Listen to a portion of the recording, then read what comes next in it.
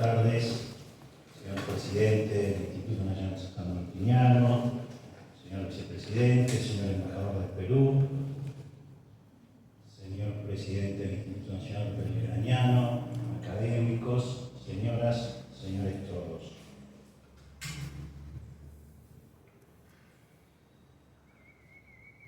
Procuraré hacer una síntesis general de todo lo que se ha dicho acá. Poco queda nuevo por decir. Cuando la posteridad vuelva sus ojos hacia nosotros, juzgará que la emancipación de la América Meridional es el fenómeno político más considerable del siglo XIX, así por su magnitud y originalidad, como por la extensión probable de sus consecuencias futuras. Lo dijo el general Mitre en la sinopsis de su historia de San Martín y de la emancipación americana. Sean mis primeras palabras para rendir un sentido, merecido y emocionado homenaje a todos los hombres y mujeres que lo entregaron todo, aún el don más preciado que Dios nos dio, que es la vida, por la causa de la independencia de América.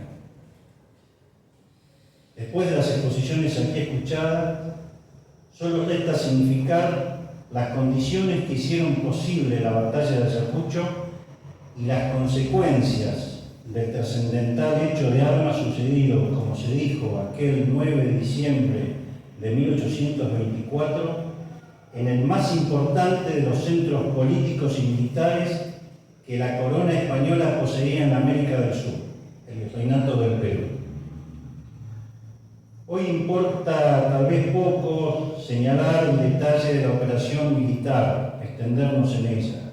Un ataque frontal, como se dio, que contó con la iniciativa realista y que fue sucediéndose en acciones ofensivas y defensivas por parte de ambos ejércitos. Como todos sabemos, el patriota a las órdenes del mariscal Antonio José de Sucre, con aproximadamente 5.800 soldados, y israelitas, como se dijo acá, con algo más de 9.000 hombres. Y en Ayacucho se da el hecho llamativo que será el mismo virrey del Perú, con su presencia en el campo de batalla, quien comande las fuerzas que respondían a la corona española. Queda para las academias militares el estudio detallado de esas operaciones que, por lo estrecha de la pampa donde se libró la última batalla por América, a 3.400 metros de altura en plena cordillera, no permitió movimientos por flancos y retaguardias.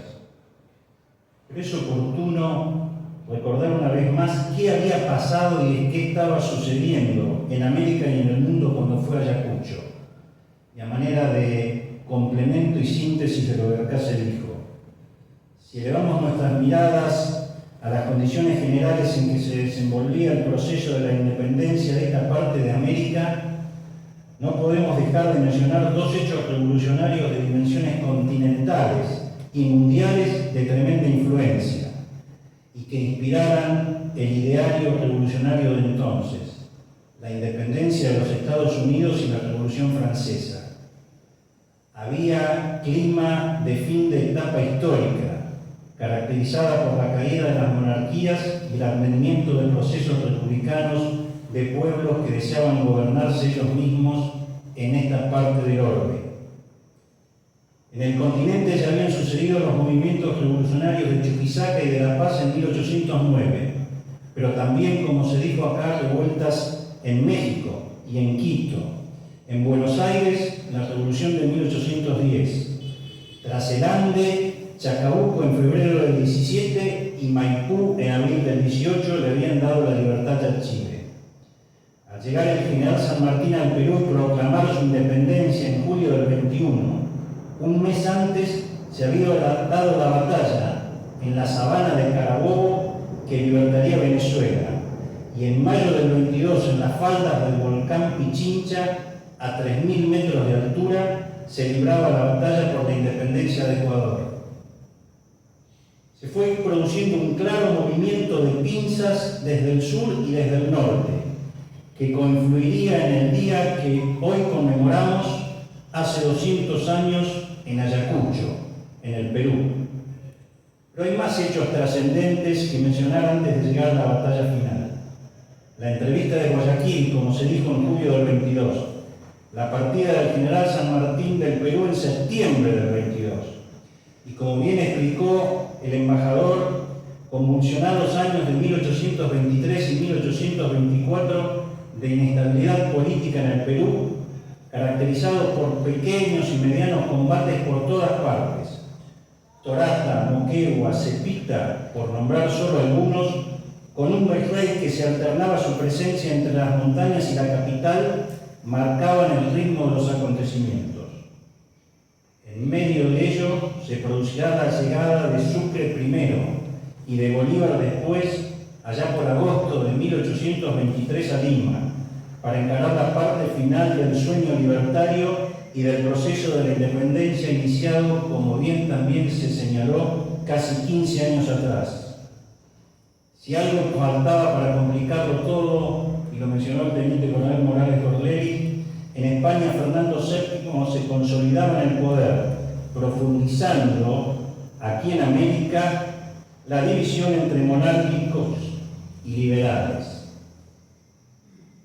Así llegamos a la antesala de la batalla final, que será Junín, como bien se expresó. Un breve combate librado a sable y lanza el 6 de agosto del 24, del que también se celebraron 200 años y que merece ser recordado. Los prolegómenos de la batalla de Ayacucho incluyeron entrevistas de comandantes militares de ambos lados, pero también el encuentro, saludo y tal vez despedida de algunos integrantes de los ejércitos enfrentados que compartían un mismo origen, amistad y parentesco en algunos casos. A continuación sobrevendrán las palabras de Sucre alentando a su tropa. Soldados, de los esfuerzos de este día depende la libertad de la América del Sur. Otro día de gloria va a coronar vuestra admirable constancia. Enfrente, un ejército realista, como se dijo, superior en números, pero exhausto por prolongadas marchas que traían a sus hombres desde el Cusco o desde Chuquisaca, cansado de una campaña de pies y no de pólvora y balas, deseosos que se produjese el combate. Y comenzó el entrevero de la lucha entre las descargas de la infantería y las arremetidas de llaneros con largas lanzas. Los realistas, que tuvieron la iniciativa en el ataque, fueron empujados a su primitiva posición desde donde trataban de alcanzar alturas. La batalla no se había decidido. Sucre refuerza la división del bravo general colombiano José María Córdoba, el que clavara la bandera colombiana. El gran héroe de Ayacucho, de tan solo 25 años de edad, con los húsares de Junín y con los graneros de los Andes, logrando doblegar la resistencia realista y decidir la victoria. Bastarían solo 3 horas, desde las 10 de la mañana hasta la 1 de la tarde, en batalla, como se dijo también acá, con un desproporcionado número de bajas en función de los efectivos que se enfrentaron, para que la América del Sur proclame a los pueblos del orbe su independencia. Ayacucho constituyó la firma del acta final de la independencia de la América Meridional, con el majestuoso macizo del Cerro Condorcurca por testigo. Quedarían unos pocos bastiones realistas, como bien se expresaron, que irían cayendo al año siguiente, en el año 25 el Alto Perú, y luego la rendición del Callao y la entrega de la isla de Chiloé. Ayacucho fue, para terminar,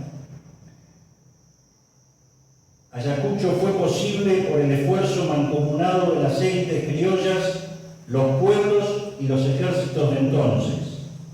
El ejemplo de unidad para el logro de objetivos es el mayor legado que nos dejan quienes concibieron la obra epopéyica de la independencia. Sirva el ejemplo de aquel proceso emancipador que constituyó la independencia del continente e imitemos, en los términos y condiciones que nuestro tiempo nos indique, el ideario de San Martín, de Bolívar y de tantos otros héroes destacados o anónimos que concretaron la genial obra de la independencia para la América del Sur. Muchas gracias.